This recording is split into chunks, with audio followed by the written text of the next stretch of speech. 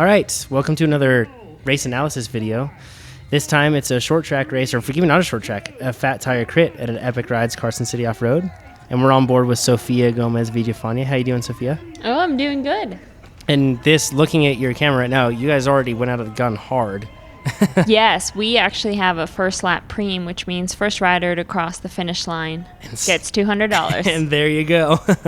Super hard. So roughly give people an idea. Look at this. Geez, again, out of the next turn, up to 700 watts. So this is a hard effort because roughly what is your threshold, to give people an idea? Yeah, my sea level threshold is around 250. Okay. And we're at altitude here. 4,500 feet, roughly. And we'll put down in meters and everything else in the description below when you see this. Check that out, like the video, comment down below. That really helps these sort of videos. But you can see all this information, even see the ride file from this. So you're still drilling it hard. These fat tire crits, if you've tuned into our channel, you've seen other ones before. They're usually about 25 minutes, is that right? Yeah, well, it's 20 minutes plus 3 laps. Okay, so you've got 3 laps, and the laps are somewhere around like 2.5 minutes, roughly? Somewhere really depends on the course. I think this one is maybe the longest course. Yeah, and this one is primarily flat, and GoPros always distort things, but there is kind of a drag, right? Like you just got done going uphill on this course. Yeah, it's very small, and you can see on the bottom of the screen that tiny climb. Yeah, exactly. But it's enough to kind of put the sting in the legs, right? It still makes you try. Like you can notice it. Oh, yes. And you definitely, coming into that corner, you try to brake the least amount just so you carry more momentum. Yeah, okay, that makes sense. So you're off the front. You're going for the first lap preem. Yeah. But what's the strategy here? Do you know you have a gap? Or do you just think that are you just focused on not looking back and just going for the preem, and then you'll see what happens after that? I think on the two-way section going out, I knew I had a little bit of separation, which is why I kicked it up a little bit more on that false flat climb. Yeah. But yeah, once I got around here on this corner, I kind of looked back and I didn't see anyone. Yeah. Which I think it's because I went a little early. People thought I was a little crazy. And, that's when I decided. I was like, well, let's be crazy. Let's just keep this thing rolling and see how many laps I can make it. It was awesome. So as a spectator here, there were a lot of people that were like, wow, she is so far off the front. This is a crazy move, like you said. But it was super exciting to watch as a spectator. And the cool thing was the laps went on, everyone, even including the announcers, are like, maybe she's going to make this work. So you can see right now, you're roughly settling in. I mean, you're sitting above threshold right here in the flats and then kind of floating around. This is just the second lap. And your gap was extending at this point. We don't have a back camera and we don't have splits. It'd be sweet if we could do that. We should find out how. But at this point, your gap was still extending. Yeah, and I think the reason is because these crits, now that we have El Yucateco, Hot Sauce is sponsoring it, and they throw out these preems, it's very common. Someone will go suicidal first lap, and then they're content to come back. Mm-hmm. And no one was expecting... I don't think I even was expecting myself to kind of keep it going, but I had just gotten back from Argentina and I had a lot of travel in my legs. From winning national championships, by the way, 2 national championships. Yeah. Awesome. So I was wearing my Argentine national champion jersey here, and I was like, you know what? Let's just go for it and see what happens. And worst case scenario, I have 2 amazing teammates that could really benefit from having not to do any work. Yeah, it's perfect, right? So walk me through and break down how you managed your effort, because it's really hard to do when you're just off the front like this.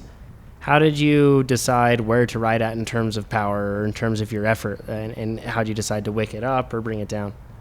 Yeah, I actually was trying to not look too much at my power, just because I thought if I start looking at it and I'm like, oh, I'm starting to get fatigued, then I would just pull the plug. So one of the things that Todd, the race organizer of Epic Rides, allows us to do when we race his fat tire crits is put slicks on. Mm-hmm. That is the only thing we can change, and I am running a 32 chainring with the new Shimano XTR, which has a 10 tooth. Yep. So last year I was on an 11th. So a 3210, it was pretty big gear, but for most of the time I was kind of geared it out. So it was basically just keeping a high cadence with the hardest gear that I had. So were you actively trying to basically hold on to like a feeling since you weren't looking at power? How did you pace that? How did you manage that? Yeah, it was just high cadence on that hard gear. And, I was looking back. I was really hoping someone would bridge up, or maybe the field will get together and kind of catch me. Yeah, but, I think it was pretty special to kind of get away and really provide a show for, the spectators, as I think this was the first time that someone had done kind of such a suicidal move. I mean, everyone was the announcers, everybody, we were all wondering, can she actually make it stick to the end? It was pretty cool. So really exciting stuff. So you ended up, if you look at the power when you're coming out of this turn. So you still were surging out of the turns pretty high, like really high. And then you would let your power this is an example. You're going up the climb right now. You're still keeping it pretty high. And once again, at elevation, this is like VO2, basically, what you're doing there.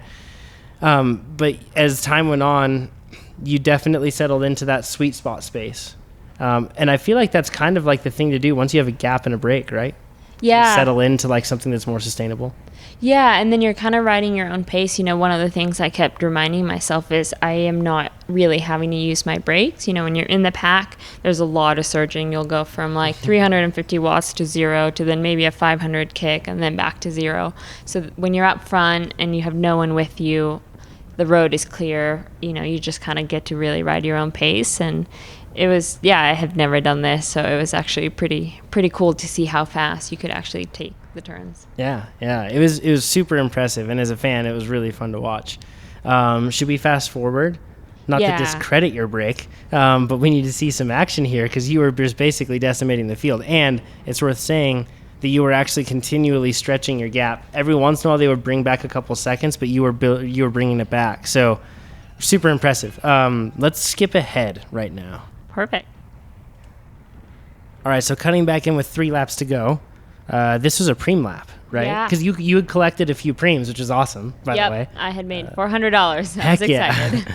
Which is great. There's world champ Kate Courtney, Ellen Noble, and your teammate Chloe Woodruff.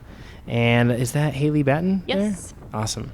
So this is a preem lap, and the field just absolutely wicked it up. Because the lap prior to this, you actually extended your gap again. And there goes your teammate. Good on her for, like, once you get caught like that, on her attacking again. That's a good way to honor it. So good job, Chloe.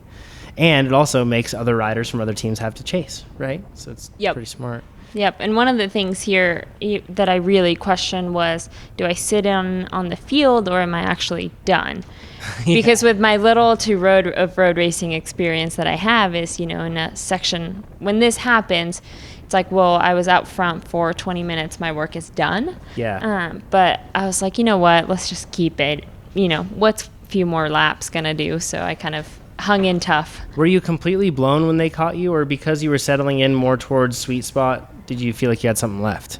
Yeah, I actually felt pretty recovered. Okay. And I knew when they threw out that preem lap, I was like, oh, they are going to catch me this lap. So it's not that I really eased up, but I expected to be caught. Got it. So you didn't ease up and let them catch you so you'd be fresh. It's just you were carrying out like a good pace that allowed you to not be completely in the hurt box. Yeah, and mentally prepared for kind of having to counterattack getting caught.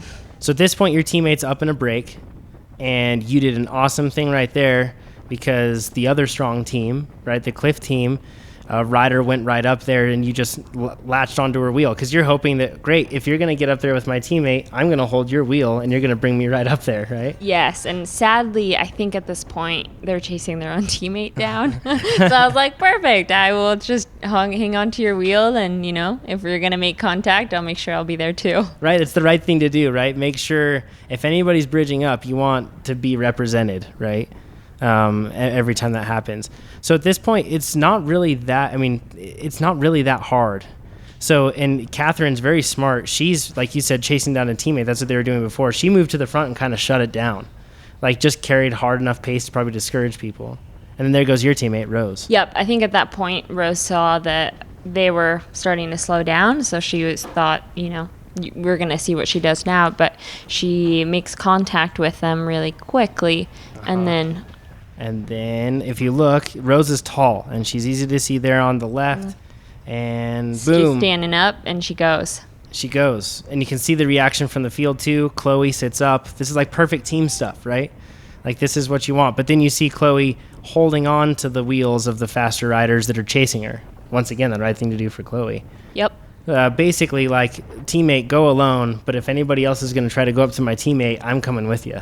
Yep, just in case. And, you know, if they're doing the work, you can always counter. Yeah. So at this point, like, you know, it's not high wattage right here, right? You're able to kind of coast in.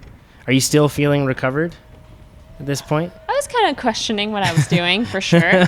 But, you know, these crits are so unpredictable and anything can happen that you just don't know what else can happen on that last lap. So I just kind of wanted to make sure that I was there for my team in case anything happened. And you have 3 out of the top 5 right there are on your team. This is like a perfect scenario, right? And Rose, going into the last lap now, Rose is keeping the pace high, which is nice, right? Because then you know that if somebody attacks, you're not going to have to do as big of an acceleration to match it. Yeah, and honestly, almost all of us are geared it out anyway. So we do really have a limit of, you know, how fast we can go. That's a really interesting point. So when you keep it high, it's like it really does limit you on your ability to attack. Unless you can spin. I mean, because you can spin. And there you go.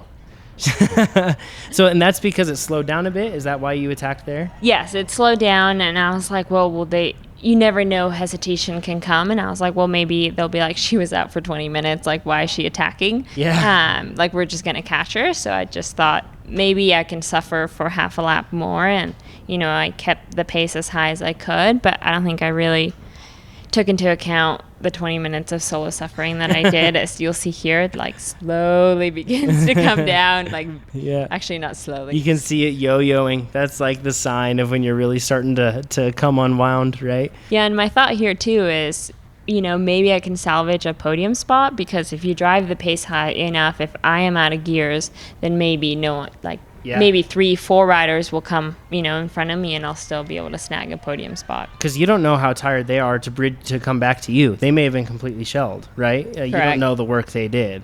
So at this point, do you know the field's on your tail? Yeah, I was really sad. So at this point, you're like, okay, I'm probably not going to win, but you're still keeping the pace high for your teammates? Is that the plan? And even if you see that my shadow a little bit ago, I have my elbows out, kind of trying to take up my space, thinking like maybe they won't pass me, you know. But that's smart. And it narrows here? Yes, and here's where the attacks go. Kaboom, there they go. And at that point, you see your teammates with the lead move? Yep, and then now my job is done. And I look to my left, make sure no one was there, and I kind of pulled over and let them go. That's pretty sweet. And there goes your teammate, Rose. But once again, she's just holding on to the back, right? And you've got your job done. That's impressive teamwork. Like 1-2, 1-2. And that was the plan coming into the race, right? Was to go 1-2, or like not finish 1-2, but just keep punching 1-2, right? Yeah, and I think our main plan was just to clean up the preems and the win, which we did that. I mean, well, we cleaned up all the preems, and, you know, in the end, Chloe ended up getting second. So we did everything that we could to set up our team for a win, and, you know, it came really close, so maybe next time. It was pretty awesome. Thanks for riding with the GoPro. Oh, my pleasure. Appreciate it. Sorry it wasn't more animated. It was super impressive, though, and what a gutsy move and way to stick to it. And thanks, Todd Sadow, for letting the riders from Epic Rides, for letting riders use the GoPros. This is pretty great. So if people want to find out more about you, Sofía, where can they follow you on social media? Yeah, if they want to find me on Instagram, Sophie de Villa. Perfect. Awesome. And then you can follow the team. We at TrainerRoad are our team sponsor, and that's the Stands Pivot team presented by Maxxis. So thanks, everybody. We'll talk to you soon. Thank you. If you like that video, let us know with a thumbs up and a comment down below. If you want to check out more race analysis videos like that one, check out the playlist that we have over to the left. And if you want to hear more coaching questions answered by us coaches here at TrainerRoad, you can check out the playlist that we have over to the right. If you want to find out more about TrainerRoad, you can do so at trainerroad.com. That would be awesome. In fact, that's what I'm going to do right now.